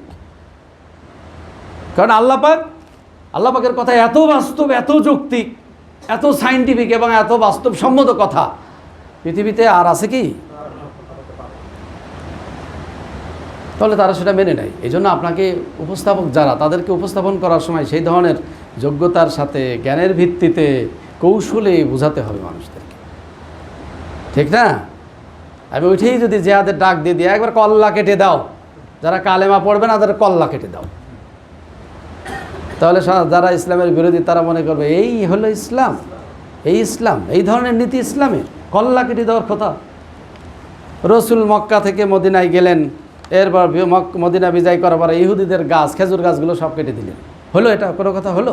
পৃথিবীর কোনো জ্ঞানী গুণী পণ্ডিত এটা মানবে যে রসুলের মতো মানুষ তিনি খেজুর গাছ কেটে ফেলেছেন? আচ্ছা বলেন তো, আপনারা পারে? রসুল এটা করতে পারে না? ফলের গাছ এটা রসুল কাটবেন? তাহলে এইসব কথাগুলো আছে না নাই? এসব কথাগুলো আছে। আরও কত কথা আছে যে রসুল এক ইহুদের বাড়ি কাজে লাগলেন, পানি তুলছেন, এমন সময় কি হলো, ওই বালতি ছিঁড়ে নিচে পড়ে গেছে। এখন এই ইহুদি এসে রসুলের গালে ঠাস করে এক চড় মেরে দিল। হবে এটা? কোনো আকলবান বিবেকবান মানুষ স্বীকার করবে? রসুল মদিনাতে যে বাদশা না, রসুল মদিনাতে যে চাকর? বলেন আপনারা, মদিনাতে যে রসুল চাকরগিরি করেছে না বাদশাহীগিরি করেছে? তো সেই রসুলকে কোথায় নামিয়েছি আমরা? ইহুদিদেরকে হাইলাইট করা হয়েছে, রসুলের মর্যাদা খাটো করা হয়েছে। তো এগুলো কোরআন না পড়লে তো ধরতে পারবেন না আপনারা, কোরআন না পড়লে তো ধরতে পারবেন না, ঠিক না? কোরআনের রসুলের মর্যাদার কথা তার জীবনে সব কোরআনুল কারীমে আছে না নাই? এটা তো প্র্যাকটিক্যাল, এটা প্র্যাকটিক্যাল জীবন। এটা হলো থিওরিটিক্যাল, আর প্র্যাকটিক্যাল কি? মুহাম্মদুর রাসূলুল্লাহ। প্র্যাকটিক্যাল আমল করে রসুল দেখিয়েছেন। তো সম্মানিত বন্ধুগণ, এই জন্য কোরআন না জানলে আপনার জীবনে সব উলট পালট হয়ে যাবে, সব ভুল হয়ে যাবে। আজকে অনেক বড় বড় মুহাদ্দিস আছেন, অনেক বড় বড় ফুকাহাবিদ আছেন, কিন্তু আলোচনা শুনলে দেখবেন যে অনেক আলোচনা যেটা কোরআন বিরোধী আলোচনা করছে, ঠিক না? কোরআন বিরোধী আলোচনা করছে। কারণ কি? সমস্যা তারা কোরআন পড়ে না, জানে না তা বলবো না, পড়ে না, গবেষণা করে না। কোরআন নিয়ে, কোরআনের প্রত্যেকটা আয়াত নিয়ে যেভাবে গবেষণা করা দরকার, প্রত্যেকটা শব্দ নিয়ে যেভাবে চিন্তা করা দরকার, করে না এগুলো। ও হয়তো জীবনে একবার পড়ে রেখেছে, অথবা ছাত্র জীবনে যে কিছু সিলেবাস ভিত্তিক কিছু পড়েছে, এই শেষ, আর সারা জীবনে হাত দেওয়ার সুযোগই নাই, ঠিক না? এখন জনগণকে জমাতে হবে চমকদার কিছু গল্প, গল্পের বই আছে না নাই? চমকদার কিছু গল্প, ওটা একটু সাজায় নিয়ে চালাচ্ছে, ডেলিভারি দিচ্ছে। ইমাম সাহেবরাও তাই করে। যাই হোক, আমি সে কথা বলতে চাচ্ছি না। সম্মানিত বন্ধুগণ, তাহলে যে কথা আমি বলতে চাচ্ছি যে রসুলের সাথে যারা বিরোধিতা করবে, রসুলের সাথে যারা শত্রুতা করবে, ইমানদারদের পথ যারা ত্যাগ করবে, আল্লাহ পাক বললেন যে আমি তাদেরকে কিছুদিন সময় দিব, দুনিয়ার জীবনে তারা চলাফেরা করবে, খাওয়া ফেরা করবে, উঠা বসা করবে, এই সুযোগ আমি তাদেরকে দিব। কিন্তু জেনে রাখো নবী, তুমি তাদেরকে জানিয়ে দাও, নুসলিহি জাহান্নাম ওয়া সাআত মাসীরা, আমি তাদেরকে পরিশেষে জাহান্নামে দাখিল করব। জাহান্নামে। এই সংবাদটা খুব সুখকর সংবাদ নাকি হালকা সংবাদ? জাহান্নামের ঘোষণা আল্লাহ পাক দিয়েছেন, নারের ঘোষণা দিয়েছেন। নার মানে আগুন, আগুন, আগুন, আগুনের ঘোষণা আল্লাহ পাক দিয়েছেন। তাদের জন্য রেখেছে আগুন, তাদের জন্য রেখেছে কি? আগুন। জাহান্নাম, হাবিয়ার কথা বলা আছে, হুতামার কথা বলা আছে, লাজার কথা বলা আছে, যেটা আমরা জাহান্নাম বলি যে 7টা, সে সমস্ত বর্ণনাগুলো আল্লাহ পাক কোরআন কারিমে দিয়েছেন। এত বিভৎস শাস্তির কথা আল্লাহ পাক বলেছেন, হাদিসে গেলে আরও পাবেন। এগুলো কি গাল গল্প, গাঁজাখড়ি গল্প, নাকি আল্লাহ যা বলেছেন সবই সঠিক হবে? বলেন আপনারা। ইন্না ওয়াদাল্লাহি হাক্কুন, আল্লাহর ওয়াদা সত্য, আল্লাহ ওয়াদা ভঙ্গ করেন না। তো সম্মানিত বন্ধুগণ, আমাদেরকে একটু সতর্ক হতে হবে, সাবধান হতে হবে। রসুলের পথ ত্যাগ করা যাবে না। রসুলের পথ মানে আল্লাহর পথ। রসুলের পথ মানে কি? আল্লাহরই পথ। রসুল তো আল্লাহর পথেরই অনুসরণ করেছেন। মুমিনদের পথ মানে কি? আল্লাহরই পথ, কোরআনেরই পথ। আলাদা আলাদাভাবে যদিও আল্লাহ পাক বলেছেন মুমিনদের পথ, রসুলের পথ, তাহলে রসুলের পথ, মুমিনদের পথ, এটা কি? আল্লাহরই পথ। রসুল তো আলাদা কোনো পথ দেখাননি, মুমিনরা কোনো আলাদা পথ দেখান না। দেখান কি? তাহলে মুমিনদের পথ, রসুলের পথ, সেটা কি? আল্লাহরই পথ, আল্লাহর দেখানোই পথ। তাহলে এই পথ ত্যাগ করার কোনো সুযোগ আছে ভাইরা? এখন আমরা যারা ব্যক্তিগত জীবনে আমল করি, ব্যক্তিগত জীবনে যারা ভালো কথা বলি, সত্য কথা বলি, মিথ্যা কথা বলি না, চুরি করি না, ডাকাতি করি না, ব্যভিচারী করি না, মানুষের আমানত খেয়ানত করি না, এরপরে সালাত আদায় করি, সিয়াম পালন করি, যাকাত দেই, ব্যক্তিগত জীবনে যারা এই কাজগুলো করি, কিন্তু বাস্তব জীবনে যায় আল্লাহর এই রাস্তা, রসুলের রাস্তা, মুমিনদের রাস্তার বিরোধিতা করি, এই ধরনের লোক আছে না নাই? আছে না নাই?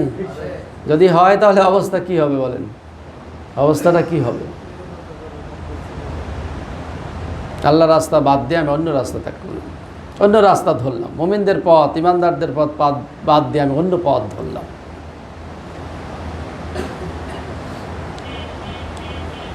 আসবে শিরকের আলোচনা, সামনে আসবে। আল্লাহ পাক সেখানে কি বললেন? যে কেউ যদি ইমানদারদের পথ ত্যাগ করে অন্য পথ যদি অনুসরণ করে, আল্লাহ সূরা আনামের 121-এ বলেছেন, তার সমাধান দিয়েছেন। এর আগেও বলেছে কোরআন কারিমে, এক জায়গায় তো সব কথা বলা নাই, এক আয়াতের ব্যাখ্যা আর এক আয়াত আল্লাহ পাক দিয়েছেন, ঠিক না? এক আয়াতের ব্যাখ্যা আর এক আয়াত, এই জন্য পড়তে হবে, আপনাকে পড়ে সব বিষয়গুলো মিলিয়ে নিতে হবে। তাহলে এই যে সূরা আনামের আল্লাহ পাক 121 নম্বর সূরা আনামের 121-এ পরিষ্কার করে জানিয়ে দিয়েছেন যে কি হবে। ওয়াইন আতাতুমুহুম, হ্যাঁ, ইন্না শায়াতিনা লায়ুহুনা ইলা আউলিয়াহিম লিউজাদিলুকুম ওয়াইন আতাতুমুহুম ইন্নাকুম লামুশরিকুন। আল্লাহ পাক জানিয়ে দিলেন, নিশ্চয় শয়তান তার বন্ধু, তার অভিভাবকদের নিকট ওহী পাঠায় অর্থাৎ প্রত্যাদেশ দেয়, পরামর্শ দেয়, তাদেরকে বুদ্ধি পরামর্শ দেয়। আর শয়তানের বন্ধুরা শয়তানের বুদ্ধি পরামর্শ নিয়ে তারা একটা রাস্তা বের করে, একটা পথ পন্থা বের করে। লিউজাদিলুকুম, যে রাস্তা দিয়ে, যে পথ দিয়ে তোমাদের সাথে তারা শত্রুতা করে, বিরোধিতা করে, এমন একটা রাস্তা তারা তৈরি করে। আল্লাহ পাক জানিয়ে দিয়েছেন আইনাতা তুমুহুম, ও নবী তুমি তাদেরকে শুনিয়ে দাও, তাদেরকে জানিয়ে দাও, যদি তোমরা সেই রাস্তার অনুসরণ করো, সেই পথের যদি অনুসরণ করো, ইন্নাকুম লা মুশরিকুন, অবশ্যই অবশ্যই তোমরা মুশরিক হয়ে যাবে। কি হয়ে যাবে? এটা তারা আমার কথা না, আল্লাহ পাক জানিয়ে দিলেন যে তারা মুশরিক, যারা আল্লাহর পথ বাদ দিয়ে, ইমানদারদের পথ বাদ দিয়ে, রসুলের পথ বাদ দিয়ে যারা অন্য পথের অনুসরণ করবে, আল্লাহ পাক তাদেরকে কি বলেছেন? তাদেরকে মুশরিক বলেছেন। আর আমরা জানি একটা গুনাহ ক্ষমা হবে না, সব গুনাহ ক্ষমা হলেও একটা গুনাহ, কোন সে গুনাহ বলেন? শিরক। শিরক না? তো শিরকের গুনাহ আল্লাহ পাক কখনো ক্ষমা করবেন, এটাই তো জানি, এবং এটাই প্রচলিত, প্রতিষ্ঠিত, সারা পৃথিবীতে এটা প্রতিষ্ঠিত, সবাই জানে যে শিরকের গুনাহ যদি না থাকে কারো আমল নামায়, আল্লাহ তাকে পরকালে ধরবেন না, মাফ করে দিবেন। শিরকের গুনাহ যদি থাকে তাহলে তাকে জাহান্নামে যাওয়া লাগবে। যদিও এ কথা কোরআনুল কারিমের সাথে মিলছে না, শিরকের গুনাহ আল্লাহ মাফ করবেন সে কথাও কোরআনুল কারিমে বলা আছে। শিরকের গুনাহ সহ সব গুনাহই ক্ষমা করবেন, হকুল ইবাদ ছাড়া। হকুল ইবাদ ছাড়া আল্লাহ সব গুনাহ ক্ষমা করবেন সে যদি একনিষ্ঠ তওবা করে। আর শিরক সবচেয়ে বড় গুনাহ আমরা বলেছি, তা আল্লাহ পাক বললেন, এই আয়াতে জানিয়ে দিলেন যে যারা ইমানদারদের পথ, মুমিনদের পথ পরিত্যাগ করে অন্য পথের অনুসরণ করে, অন্য আদর্শের অনুসরণ করে, তারা মুশরিক। তারা কি? মুশরিক হয়ে যাবে। আর মুশরিক যাবে কোথায় বলেন? মুশরিক কোথায় যাবে? মুশরিক যাবে জাহান্নামে। সে দলিল কোরআনুল কারিমে আছে না নাই? সে দলিল আল্লাহ পাক কোরআনুল কারিমে জানিয়ে দিয়েছেন যে মুশরিকরা যাবে জাহান্নামে। কশিন কালেও মুশরিকরা জান্নাতে, আল্লাহর জান্নাতে যেতে পারবে না যদি তওবা না করে, ওই অবস্থায় যদি মারা যায়। প্রিয় বন্ধুগণ, এখন বলুন আপনারা যে ইমানদারদের পথ, রসুলের পথ কি ত্যাগ করার কোনো সুযোগ আছে? তাহলে ব্যক্তিগত জীবনে আমরা যারা ভালো কাজ করছি আর মনে করছি, খুশি হয়েছি, আমরা আনন্দ প্রকাশ করছি, নাহানু মাসরুরুন, হ্যাঁ, লিতাআতি গয়রিল্লাহর ইতাআত করে আমরা যদি মনে করি যে আমরা খুব খুশি, খুব আনন্দিত, আমরা জান্নাতে যাব, তাহলে এটা কি ভুল হচ্ছে না সঠিক হচ্ছে বলেন? ভুল হয়ে যাচ্ছে, মহা ভুল হয়ে যাচ্ছে, আমরা ধরতে পারছি না। প্রিয় বন্ধুগণের জন্য আসুন আমাদেরকে অবশ্যই ইমানদারদের পথ আমাদেরকে অনুসরণ করতে হবে, ধরতে হবে। এখন বলবেন যে কারা ইমানদার, বুঝবো কী করে? কারা ইমানদার? কত দল, কত মত, কত পথ, কারা ইমানদার কী করে বুঝবো? এখন কোরআনুল কারিমের জ্ঞান থাকলে আপনি বুঝে নিতে পারবেন। কোরআনুল কারিমের জ্ঞান যদি থাকে তাহলে আপনি ধরে নিতে পারবেন যে কারা মুনাফিক, কারা বিশ্বাসঘাতক, কারা এটা দেখা যাচ্ছে যে কি বলে দুষ্ট চক্র, এগুলো আপনি ধরে ফেলতে পারবেন যদি কোরআনুল কারিমের জ্ঞান থাকে। তাহলে আমাদের সকলকে তৌফিক দান করুন যাতে আমরা কোরআনুল কারিমের পথে, আল্লাহর পথে, রসুলের পথে চলতে পারি। মহান আল্লাহ আমাদের সকলকে তৌফিক দান করুন, আমিন। এরপরে বলবো যে রসুলের সাথে যারা শত্রুতা করবে তাদের ব্যাপারে আল্লাহ কোরআন কারিমে কী বলেছেন দেখুন। কোরআন কারিমে তাদের ব্যাপারে বলা হলো, সূরা মুহাম্মদে আল্লাহ 22, 32 এবং 33 নম্বরে বলছে যে ইন্নাল্লাযিনা কাফারু ওয়া সাদ্দু আন সাবিলিল্লাহ, নিশ্চয় যারা কুফরি করে, সাদ্দু আন সাবিলিল্লাহ, এবং আল্লাহর রাস্তা থেকে মানুষদেরকে বাধা দেয়, ফিরায়, আল্লাহর রাস্তা থেকে মানুষদেরকে বাধা দেয় এবং ফিরায়। ওয়া শাক্কুর রাসূলা মিন বাদি মা তাবায়্যানা লাহুল হুদা, এবং সত্য স্পষ্ট হওয়ার পরে যারা শত্রুতা করে, যারা শত্রুতা পোষণ করে, আল্লাহ পাক বললেন লাইয়াদুরুল্লাহ শাইয়া, তারা আল্লাহর কোনো ক্ষতি করতে পারবে না, তারা আল্লাহর কোনো ক্ষতি করতে পারবে না। ওয়া সাইয়ুহবিতু আমালাহুম, আল্লাহ পাক বলছেন যে তাদের সব আমলগুলো তিনি কি করবেন? নষ্ট করে দিবেন, বরবাদ করে দিবেন। তাহলে আমল সব নষ্ট হয়ে যাবে। কেউ যদি রসুলের সাথে শত্রুতা পোষণ করে, রসুলের সাথে যদি শত্রুতা পোষণ করে, তাহলে তার সমস্ত আমলগুলো বরবাদ হয়ে যাবে, নষ্ট হয়ে যাবে। এটা তো মারাত্মক সংবাদ না? আহারে, রসুলের সাথে যদি কেউ শত্রুতা পোষণ করে তাহলে তার সব আমল ব্যর্থ, সব আমল নষ্ট। আহারে, কি মারাত্মক সংবাদ! এত কষ্ট করছে সারা জীবন সিয়াম পালন, সারা জীবন সালাত, সিয়াম, জাকাত, এত টাকা পয়সা দান, এত কোরবানি করার পরেও যদি আমার সব আমল ব্যর্থ হয়, সব আমল যদি বরবাদ হয়, নষ্ট হয়ে যায়, এর চেয়ে দুঃখের সংবাদ, এর চেয়ে আফসোসের সংবাদ কি আর হতে পারে? আল্লাহ পাক তো জানিয়ে দিলেন যে যারা রসুলের সাথে শত্রুতা পোষণ করবে, শাকপুর রসুলা, তারা রসুলের সাথে শত্রুতা পোষণ করবে, আল্লাহ পাক তাদের সব আমল ব্যর্থ করে দিবেন, সব আমল নষ্ট করে দিবেন। আর আল্লাহ রসুল হাদিসে বলছেন, মানাতা মুহাম্মাদান ফাকাদ আতাল্লাহ ওমান আসা মুহাম্মাদান ফাকাদ আসাল্লাহ। যে ব্যক্তি বলছে মানাতা মুহাম্মাদান, যে রসুলের এতাআত করলো, আনুগত্য করলো, সে যেন আল্লাহর আনুগত্য করলো। আর যে রসুলের আনুগত্য করা থেকে অস্বীকার করলো, সে যেন আল্লাহর আনুগত্য থেকে ঘাড় ফিরিয়ে নিল, সে আল্লাহর আনুগত্য করতে অস্বীকার করলো। তার অর্থ কি বোঝা যাচ্ছে? তার অর্থ বোঝা যাচ্ছে যে রসুলের আদর্শ যে মানে না, রসুলের আদর্শ যে মানে না, সেই রসুলের সাথে শত্রুতা পোষণ করে। সেই কি করে? রসুল যে মানে পথ দেখিয়েছেন, রসুল যে আমাদের আদর্শ দেখিয়েছেন কোরআন থেকে, রসুল তো নিজে নন, কোরআন থেকে যে আদর্শ আমাদেরকে দেখিয়েছেন, তাহলে সেই আদর্শ যারা গ্রহণ করবে না, সেই আদর্শ যারা মানবে না, তারা রসুলের সাথে শত্রুতা পোষণ করে। আল্লাহ পাক বললেন তাদের সব আমলগুলো কি করা হবে? ব্যর্থ করা, নষ্ট করা হবে। এরপর আল্লাহ পাক দেখেন আরেকটা আয়াতে বলছেন, জিন্নাল্লাযিনা ইউযুনা আল্লাহ ওয়া রাসূলাহু, যারা রসুলকে কষ্ট দেয়, যারা আল্লাহ এবং তার রসুলকে কষ্ট দেয়, লাআনাহুমুল্লাহু ফিদ দুনিয়া ওয়াল আখিরাহ, আল্লাহ পাক তাদেরকে ইহকাল এবং পরকালে লানত দিয়েছেন। ইহকালে তারা লানতপ্রাপ্ত এবং পরকালেও লানতপ্রাপ্ত হবে। ওয়া'আদ্দা লাহুম আযাবাম মুহিনা, আর তাদের জন্য ঘৃণিত আযাব আল্লাহ পাক প্রস্তুত করে রেখেছেন। তাহলে যারা কষ্ট দেয়, তারা রসুলকে যারা কষ্ট দেয়, আহারে, রসুলকে কষ্ট দেয়। আপনারা জানেন যে কয়েকদিন আগে একজন মারা গেছে।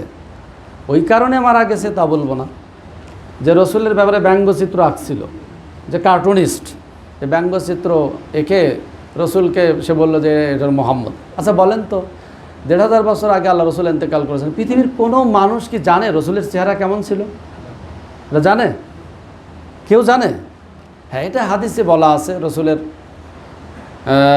কপাল কেমন ছিল, তার নাক কেমন ছিল, তিনি কী ধরনের মানুষ ছিলেন, তার গায়ের রঙটা কেমন ছিল, হাদিসে বলা আছে। এখন এই বেচারা অ্যাক্সিডেন্টে মারা গেছে। এখন অনেকেই সেই কমেন্টস করেছে ওই কারণে মারা গেছে। না, এটা ঠিক নয়। ওই কারণে মারা সে যায়নি, ওই কারণে মারা যায়নি। আল্লাহ পাক তাকে নিবেন, সময় যখন আসবে তখন তো নিবেনই, ঠিক না? আল্লাহর বিধান অনুযায়ী সময় হয়ে গেলে আল্লাহ পাক তাকে তুলে নিবেন। কিন্তু আল্লাহ পাক বলছেন যে তার লানতের জীবন, দুনিয়ার জীবনটা তার কি হবে? অভিশপ্ত জীবন হবে। কোথাও সে শান্তি পাবে না, কোথাও সে স্বস্তি পাবে না, কোথাও সে আরামের জীবনযাপন করতে পারবে না। লানত, লানত মানে অভিশপ্ত, অভিশপ্ত। এই পৃথিবীটা তার কাছে সংকুচিত হবে, এই পৃথিবীটা সংকুচিত। এই ঘটনা, এই কার্টুনিস্ট এই ছবি আঁকার পরে সে আর কখনো পুলিশ ছাড়া থাকতে পারেনি। সে কখনো পুলিশ ছাড়া, আপনারা সার্চ দিয়ে দেখেন, আপনারা অনুসন্ধান করে দেখেন, এরপর থেকে কখনো সে আর শান্তিতে থাকতে পারেনি, শান্তিতে ঘুমাতে পারেনি। সে কখনো পুলিশ ছাড়া এক পা সে বাইরে যেতে পারেনি। তাহলে এটা কি তার শান্তিময় জীবন হলো না অভিশপ্ত জীবন হলো? এ একটা দিক বললাম, এইভাবে বহু দিক। আল্লাহ তার রুজি রুটি সংকুচিত করে দিবেন, তার ইজ্জত সম্মান সংকুচিত করে দিবেন, তার ছেলে মেয়ে বউ বিটিকে আল্লাহ পাক তার থেকে মানে বিমুখ করে দিবেন। এভাবে দুনিয়ার জীবনটা তার কাছে খুবই সংকীর্ণ হবে, লানতের জীবন হবে। যারা রসুলের সাথে এইভাবে বিরুদ্ধচারণ করে, সে নষ্টা মহিলার কথা নাম না নাই নিলাম, আপনারা জানেন সবাই, আমাদের বাংলাদেশে একজন ছিল, বাপ তার মা বাবা ধার্মিক ফ্যামিলির ছিল, অথচ সেই বেটি সে রসুলের ব্যাপারে, আল্লাহর ব্যাপারে, ফেরেশতাদের ব্যাপারে বিভিন্ন কথা বলেছে। সারা পৃথিবীতে যেখানে যায় সেখানে জুতা পিটা খায়, তাই না? যেখানে যায় সেখানে জুতা পিটা খায়। কলকাতাতে জুতা পিটা খায়, দিল্লিতে জুতা পিটা খায়, ফ্রান্সে গেছে জুতা পিটা খায়, যেখানে গেছে সেখানে অপমান বলে। দেশে তো ঢুকতে পারে না, দেশে তার জন্য নিষিদ্ধ। কি হলো তার জীবনটা? অভিশপ্ত জীবন না? এই জন্য আল্লাহ পাক কোরআনুল কারিমে জানিয়ে দিয়েছেন, যারা রসুলের সাথে শত্রুতা পোষণ করবে এবং রসুলকে যারা কষ্ট দিবে। কষ্টের আরও অনেক ব্যাখ্যাদিক ও বিভাগ আছে, সময় চলে গেছে, আরেকদিন বলবো ইনশাল্লাহ। তা আল্লাহ পাক তাদের ব্যাপারে বলেছেন, যারা রসুলকে কষ্ট দেয়, মুহাম্মদুর রসুলুল্লাহকে যারা কষ্ট দেয়, আল্লাহ পাক দুনিয়া এবং আখেরাতে তাদের জন্য লাঞ্ছনার জীবন দিবেন, আর পরকালে তাদের জন্য কঠিন আযাব দিবেন। এরপরে বললেন, ওয়াল মুমিনিনা ওয়াল মুমিনাতি ওয়াল্লাযিনা ইউযুনাল মুমিনিনা ওয়াল মুমিনাতি বিগাইরি মা ইকতাসাবু ফাকাদ ইহতালামু বুহতানা ওয়া ইসমান মুবিনা। এরপর আল্লাহ পাক বলছেন, এক মিনিটে এই কথাটা বলে শেষ করে দিই, নিশ্চয়ই যারা মুমিন পুরুষ এবং মুমিন নারীদেরকে যারা কষ্ট দেয়, বিগাইরি মা ইকতাসাবু, যা তারা অর্জন করেনি, যে পাপ তারা করেনি, যে অপরাধ তারা করেনি, অথচ তাদেরকে কষ্ট দিল, অথচ তাদেরকে কি করলো? শাস্তি দিল। আল্লাহ পাক বলছেন, ফাকাদ ইহতামালু বুহতানাও ওয়া ইসমাম মুবিনা, সে তো বহন করবে বুহতান, এই যে মিথ্যা অপবাদ, এবং ইসমাম মুবিনা, সুস্পষ্ট পাপের বোঝা সে বহন করবে। আল্লাহ পাক কোরআন কারীমে আরেকটা আয়াতে বলেছেন, ইয়াহমিলু আওজারাহুম ফাওকা যুহুরিহিম, তাদের পিঠে তারা বোঝা বহন করবে। তাদের সেই পাপের বোঝা, মিথ্যা অপবাদের বোঝা, এবং যে অপরাধ করেনি সে অপরাধের জন্য যে শাস্তি দিয়েছে, তার অপরাধের বোঝা সে পিঠে বহন করে সে চলবে। ফালা তাজিরু ওয়াজিরাতুন বিজরা উখরা, আল্লাহ পাক কোরআন কারীমে বলেন, কেউ কারো বোঝা বহন করবে না সেদিন। যার যার বোঝা তার পিঠে বহন করে আল্লাহর দরবারে সে হাজির হবে। হাদিসে অনেক কথা আছে, কারোর পেট মোটা হয়ে যাবে, কারোর এই হবে, পিঠে বোঝা থাকবে, গরু থাকবে, এই সিমেন্ট ইট্টি বালি ইত্যাদি থাকবে পিঠে। যারা রোডের সিমেন্ট চুরি করেছে পিঠে বহন করবে, যারা রিলিফের টিন চুরি করেছে, আহারে টিন যদি এখন পিঠে থাকে, কিয়ামতের ময়দানে কি অবস্থা হবে, এগুলো থাকবে, পিঠে বহন করে হাঁটবে সে। কোরআনে বলা আছে যে ইয়াহমিলু আওজারহুম ফাওকা যুহুরিহিম, তাদের বোঝা তারা বহন করবে। তাহলে যে চুনসুরকি চুরি করেছে সে কি বহন করবে না? বলেন, যে গরু চুরি করেছে বেটা, সে গরু তো বহন করবে, তার পিঠের উপরে গরু থাকবে। আরও হাদিস আছে, পেটটা বিরাট বড় থাকবে, সে শুধু ভুট পড়তে থাকবে, শুধু পড়তে চাইবে আবার পড়ে, পড়তে চাইবে আবার পড়ে।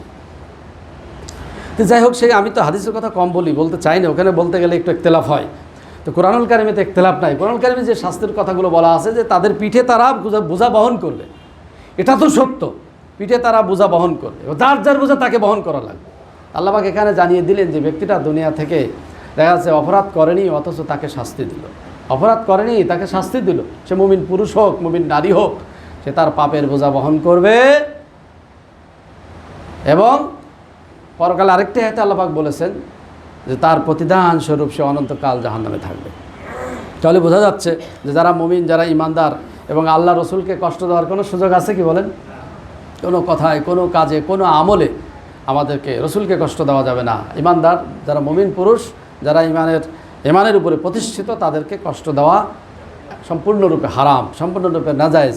এখন হাদিসে যদি যাই, সেখানে বলা আছে যে কুল্লু মুসলিমুন ইখওয়াতিন, সকল মুসলমান পরস্পর ভাই ভাই। পরস্পর কি? তাহলে এই যে দ্বীনি ভাই আমরা বলি, এর আগেও সম্ভবত বলেছিলাম, দ্বীনি ভাই, দ্বীনি ভাই কাদেরকে বলে? আপনার নিজের আপন ভাই আপনার সাথে বিশ্বাসঘাতকতা করতে পারে, সম্পদ সে আপনার আত্মসাৎ করতে পারে, সম্পদ মেরে দিতে পারে, কিন্তু দ্বীনি ভাই, দ্বীনি ভাই যে সে কখনো আপনার সাথে বিশ্বাসঘাতকতা করবে না, কখনো আপনার সাথে আত্মসাৎ করবে না, কখনো সে আমানতের খেয়ানত করবে না, তাকে কি বলা হয়? দ্বীনি ভাই বলা হয়। আল্লাহ রসুল তো বলেছেন সকল মুসলমান পরস্পর কি? দ্বীনি ভাই, ইখওয়া ভাই। ভাই কখনো ভাইয়ের ক্ষতি করতে পারে? কোনো ভাই কোনো ভাইয়ের ক্ষতি করতে পারে? বলেন। আরেকটা হাদিসে বলা হলো যে তার হাতের কষ্ট এবং মুখের কষ্ট থেকে অন্য মুসলমান নিরাপদ থাকলো না। যার হাতের কষ্ট এবং মুখের কষ্ট থেকে অন্য মুসলমান নিরাপদ থাকলো না, সে মুমিন লিসানিহি ওয়ায়াদিহি বলা আছে যে মুখের কষ্ট, হাতের কষ্ট থেকে অন্য মুসলমান নিরাপদ না। মুখ দিয়ে শুধু গীবত শিকায়ত করে, গালিগালাজ করে, হাত দিয়ে সে কলম দিয়ে লেখে, হাত দিয়ে মারধর করে, এই হাত দিয়ে নানাবিধ মানুষকে কষ্ট দেয়। আল্লাহ রসুল বললেন যে সে কি নয়? মুমিনই নয়, সে তো মুমিনই নয়। তাহলে যে গালিগালাজ করে সে মুমিন না, যে গালিগালাজ করে সে কি? মুমিন না। যে হাত দিয়ে অন্য মুসলমানের ক্ষতি করে সে মুমিন না, রসুল বলেছেন।